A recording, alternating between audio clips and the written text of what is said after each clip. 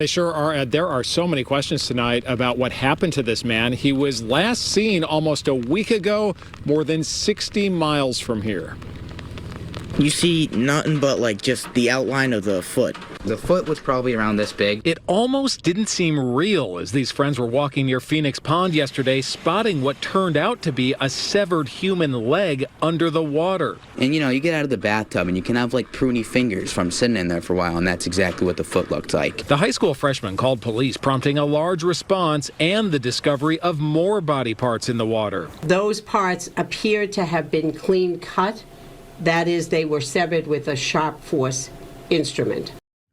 So in Massachusetts, some students were walking by a lake, and I guess they found some body parts, or found a body part.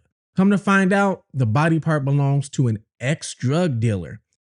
I'm going to explain to you why he was probably cut up in pieces, because there's some stuff the media is not telling us that I found out about. Stay tuned, Fugitive TV.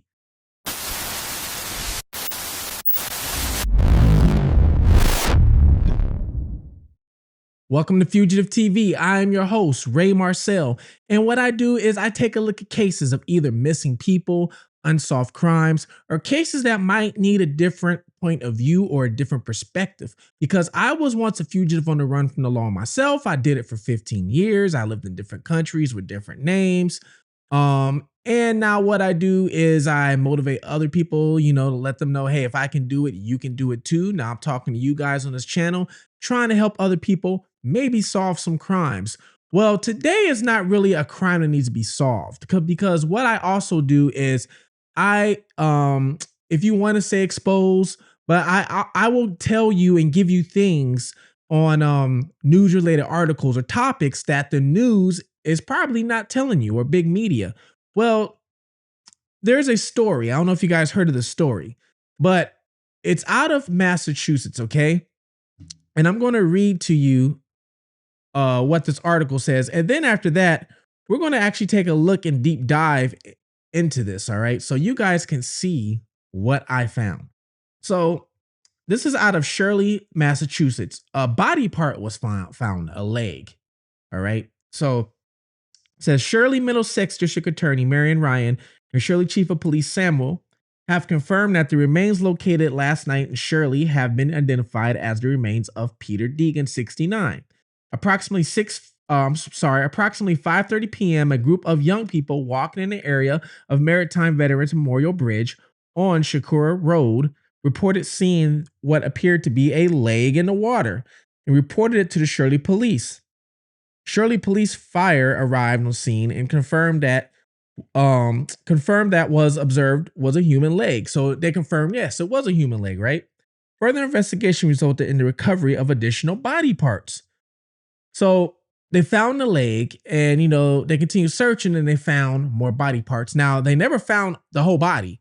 They're not saying what other parts were found exactly, but they never found the body, and now I guess they're looking for the rest of them.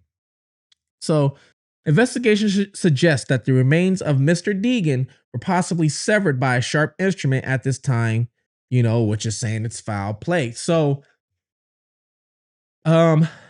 it's hard to, how can I explain this in a matter? So people watch movies and they think that you could take a knife and you can maybe just cut somebody's limb off, things like that. It doesn't really work that way. It doesn't work that way, people. Cutting people like this, you got to have some sharp instruments, or it's going to be rigid. So what they mean by sharp instrument, pretty much they're saying that whatever it was, it just sliced right through. So there was no rigids or nothing like that or ever, right? So these people knew what they were doing. Now it says, in 2019, Mr. Degan pled guilty to charges related to trafficking and distribution of cocaine in Suffolk County case. We're going to get more into that, because this right here is going to play a key factor. Following his release from prison, Mr. Degan had been living in a pre-release center in Rockland, which is his last known address. Investigators have determined that Mr. Degan was seen in Rockland on Friday, February 27th. So he was seen last Friday was last time they seen him. Now, he went to prison and he was at a pre-release center in Rockland. Pre-release center is almost like a halfway house. You go to prison and when you serve enough time, every state's different when it comes to how much you have to serve. Some states 30%, depending on what type of crime it is too. Like let's say if it's non-violent or violent, it just all depends, right? If you're here in Florida, you got to serve, I think it's like 85% of your time no matter what. So it's different here.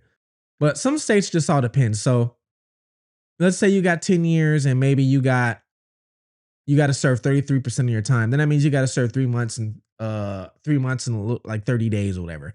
Then what happens is you can go up for a parole or they can send you to a halfway house and you can live at the halfway house until you're allowed to leave and live on your own. So he was at one of these halfway houses, which is a pre-release program, which is kind of like releases you from prison, but not all the way because you got to get more accustomed back into living again, because once you're in prison, you get institutionalized if you're there for a long time. And you don't know what it's like to live back out in the real world. So it says, currently investigators do not believe this was a random attack. So this was not a random attack. Now you saw the drug conviction, right? We're going to take a look at that real quick. Let me show you guys what I found. The Grisly discovery now has police on the hunt for answers. They used fingerprints from some of the body parts they recovered to identify the victim as 69-year-old Peter Degan, who was last seen last Friday. Mr. Degan was most recently living in a pre-release house in Rockland. Investigators say Degan had been living at that facility only for a few weeks. He was recently released from the state prison in Shirley after serving time for cocaine trafficking. It's just the feeling of like, I know it was like right there and so close to where I live. The boys who made the disturbing find are hoping police quickly find enough clues to solve the chilling mystery. All right, people, let's take a look at this article from WCVB5, which is out of Boston, ABC, okay? Now, this article is from May 22nd, 2018. So you know, so this is May 22nd, 2018. This is when the world first became aware of who Peter Degan is, all right? So it says Winthrop, Mass, an accused drug trafficker who had more than $1 million in cash and bank accounts had no other form of income and declared himself retired, the DA said. Peter Degan, 61, was indicted last month by a grand jury on multiple counts of distribution of cocaine, trafficking in cocaine. He also faces counts of perjury and money laundering, according to Suffolk County District Attorney Daniel's office. Reverse detectives arrested Degan earlier this year after a series of undercover purchases. From December through February, the DA's office said Degan is accused of selling $650 worth of cocaine to an undercover officer. When investigators searched Degan's Winthrop home, they discovered he had over 4 pounds of cocaine hidden in a closet and over $738 in cash. The DA's office said another $310,000 in cash was found in 2 bank accounts held in Degan's name. The account showed once or twice monthly cash deposits of $2,000 or $3,000, which was below the $10,000 deposit amount that banks would report to the federal government. So, in other words, in case if you don't know, all right, if you ever deposit a large amount of money and if it's over $9,999, meaning it's $10,000 or more, the bank has to report that deposit to the federal government. So people who don't want the federal government to know about these deposits, instead of depositing a large amount, what they'll do is they'll deposit smaller amounts, $2,000, $3,000, $4,000, $5,000. The same thing if you go to Vegas and you hit jackpot or any one of these casinos and you hit $10,000 or more, they have to report that. And now you're starting to get tax taken out of that. So you go to casino, you got to hope and pray that you hit $9,999 if you want to stay a secret, you know, not really a secret, but if you don't want them to send the stuff to the federal government right away. So just to give you guys a little, you know, little education on that one. So it says intentionally evading this requirement or controlling transactions of cash and assets known to come from criminal activity both fall within the Massachusetts money laundering statute. So basically meaning they knew it was drug money. He knows it's drug money. He's deposited into his account, Meaning when he goes to use that money, now he's no longer using that same dirty money. Now he's using clean money, because if he deposits it, now he's using his card. Now he's using the bank's money. Or if he withdraws money, he gets a fresh set of cash. So that's considered laundering in Massachusetts. All right. Investigators said that Degan had no other apparent source of income and had declared himself retired on after arrest paperwork. He had no other source of income. He was selling. That's why. Degan is being held on $3 million cash bail and is scheduled to return to Suffolk Superior Court Wednesday. So this is where he was staying at, where he got raided. He was staying in some these condos. Okay, so he's staying in these condos right by the water. Okay, look, a view of the ocean. So it looked like he was in a pretty nice place. I've been to Massachusetts before. I've been to Boston, but I've never been to this area out here. So it looks like he was, doing all right for himself. Of course, if he's got $700 and, $30,000 in cash, I guess he is. Now, here's another article. Before I read this article, I'm not going to read all of it. I'm just going to read what they said they charged him with originally. But in the other article, if you realize, they said that he had over 4 pounds of cocaine. Now, this one, it says police also executed a search warrant at his home where they said over 2 kilos of cocaine. So if you guys are confused, all right, a kilo was more than a pound. A kilo was pretty much a little over 2 pounds. So that's why the other article said 4 pounds, or it said just over 4 pounds, and this one says 2 kilos. Now, if you guys don't know, I'm pretty sure a lot of you guys don't know, but kilo of cocaine, that's a big deal. Depending on where you're getting it from, it can run you anywhere from $15K to $40K. It just all depends. So if he's got 2 kilos in there, that means he's got anywhere from $30,000 to almost $100,000 alone just in product to sell. Your average drug dealer on the corner, people, is not just having 2 kilos of cocaine sitting in his closet, okay, in a condo on the beach. So this guy was pushing some heavy traffic, meaning this guy knew some people. So let me read you what this says. A Massachusetts man will face a judge Thursday morning on drug charges in what Revere Police say was one of their largest seizures of money. Police arrested Peter Degan, who was 61 at the time of Winthrop, on Wednesday in Revere. He was charged with 7 counts of distributing Class B cocaine, 1 count of trafficking Class B cocaine as a result of a long investigation. So meaning they were investigating him for a long time. Police also executed a search warrant at his home where they said over 2 kilos of cocaine were seized along with materials used for packaging and distribution of narcotics. In addition, a large cachet of money, which totaled over $725K, was found and seized. Revere Police Chief said the investigation was part of a larger one called Operation Waterfront. So key word, it was part of a larger investigation. So he's just part of it, which targets narcotics dealing in local bars, okay? Local bars in the Shirley Avenue and Revere Beach area, all right? They also said this operation resulted in arrest of, I want you to see this, arrest of 5 additional suspects. So this tells you right here. The result of this also, they were able to arrest 5 additional suspects. This case amplifies that our officers are working diligently to keep our streets safe. All right. So this was part of a larger operation. And not only that, which targets narcotics dealing in local bars. All right. So I want you to put all that together. We're going to put it all together. All right. So I actually went to the court filings. All right. Because it was weird. And I'm going to tell you why. I'm going to tell you why I went to the court filings. The reason why I went to the court filings is because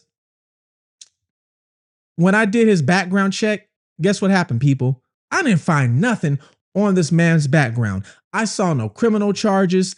Only thing I saw his relatives was his mom and dad. I saw no criminal charges, and I saw 2 addresses, and that was it. But I saw nothing. I didn't see anything, okay, people? So I went and found the court docs. Now, let me go back to the court docs and let me show you something, okay? So you have drug distribute class B, charge 2, charge 3. So all these are drug distributions, and there's 8 different charges of them. Well, I'm sorry, 7 different charges, okay? And then the 8th charge is cocaine trafficking and 200 grams or more. You know what all these charges say at the bottom? All of them. Dismissed. Request of Commonwealth. Even the cocaine, dismissed. Request of Commonwealth. Then, by May of 2018, all charges disposed. No future events. Defendant discharged. Meaning, oh, court's done. It's done. Now, here's the funny thing. The date of these offenses, okay? You have one date, which was 12/28/17. All right? So remember, this happened in early 2018.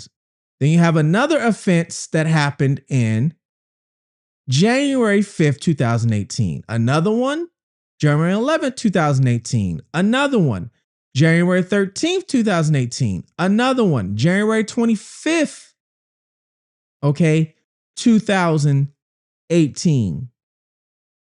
Then he gets arrested a little over a week later and goes for arraignment February 8th, 2018. He's held for bail or conditions of release ordered. Now, we'll see. February, March, he has another court date. Reschedule of hearing. All right. April, he has another court date. It says reschedule of hearing. And then May 25th, it says he's no longer held. That's when everything got dropped. I'm going to tell you what this means, because I know you guys are probably like, what? What's going on? So I'm going to tell you what all this means.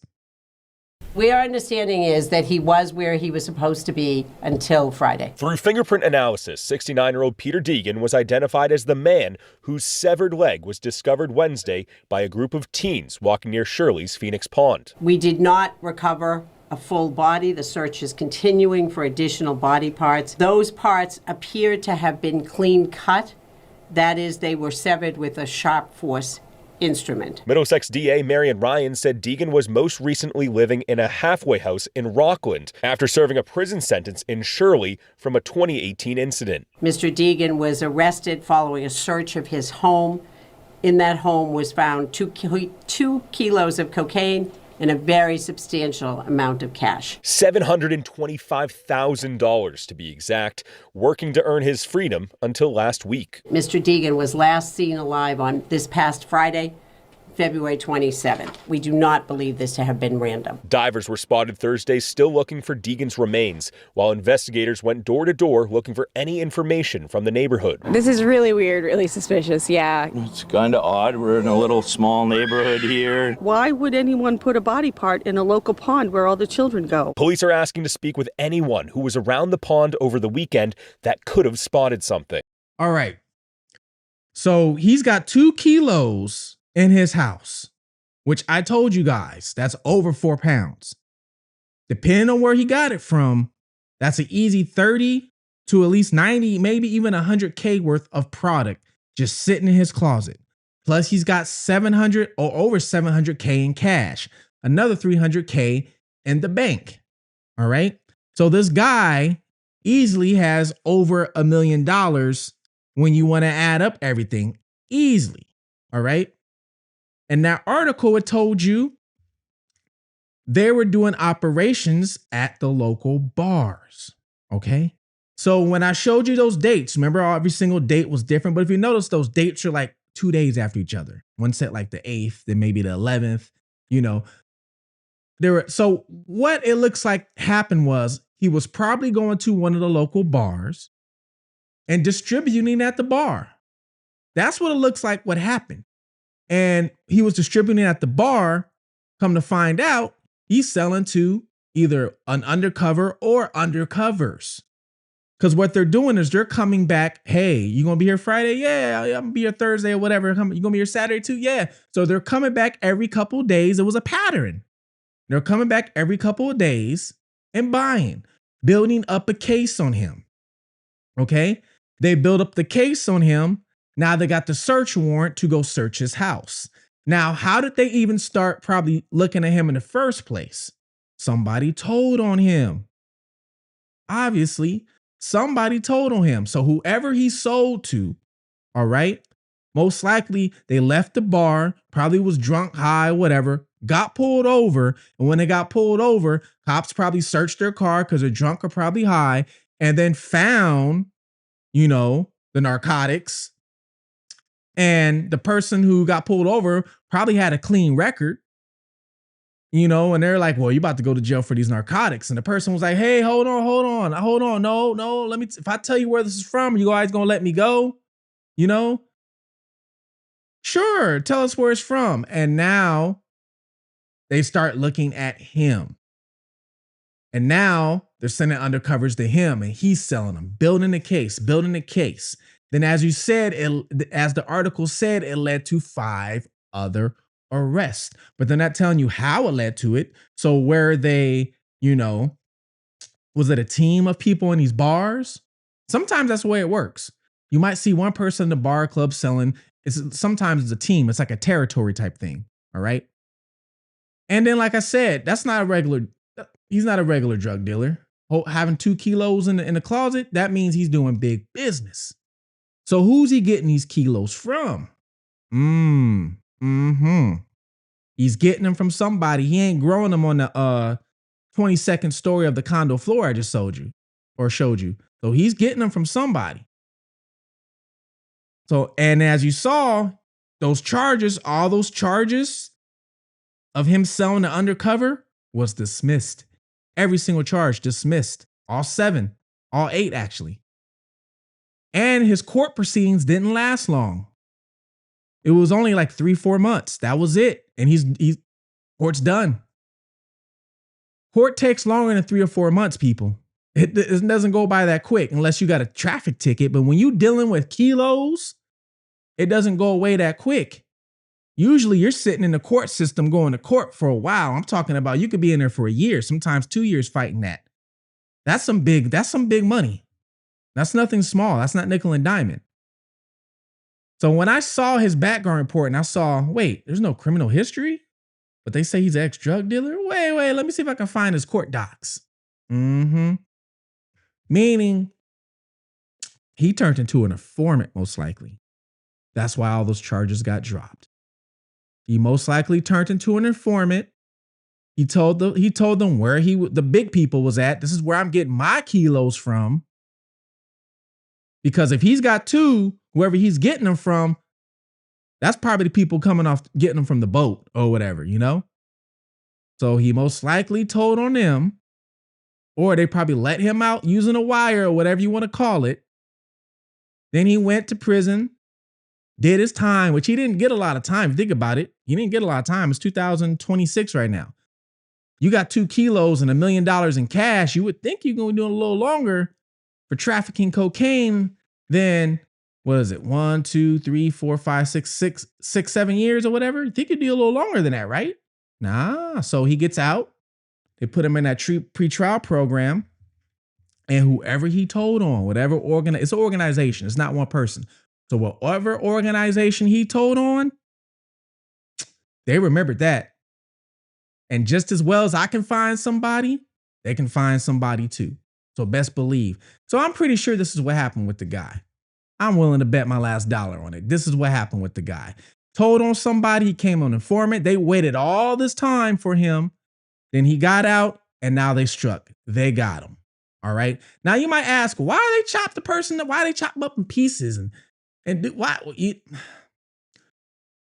on where he was at. Okay. Depending on where he was at, they probably had to get rid of him or, dump him off somewhere, depending on where it was at. So let's just say, for example, he meets somebody at the hotel and they do it right there at the hotel. They leave him there in the hotel. It's kind of more of a risk factor. And if you're carrying this man, it's harder to, let's say, carry this body out, but it's easier to chop them up, put them in bags or whatever you got to do. Duffel bags. Now it doesn't look so bad. You get what I'm saying? So I don't know if that's what happened, but I'm pretty sure that's why they found him that way. But they're still looking for the rest of them. And as you see the news, they're talking about him like, oh, he was a kind guy. Yeah, he might have been kind, but he was the neighborhood plug. So the media ain't telling the whole story on this one. So I figured I'll let you guys know. Please like, subscribe. Let me know below what you think happened. Let me know if you think I'm right. Also, let me know what organization it could have been. Mafia, the cartel, that part I don't know. You guys can figure that out. Please like and subscribe. My channel is almost at 25,000 followers. We've hit this in the last 9 months. This has been great. Like and comment what city you're from, what country you're from. I try and respond to everybody, okay? Please take care of one another. Look out for your surroundings. This is Fugitive TV. Until next time, I'm out.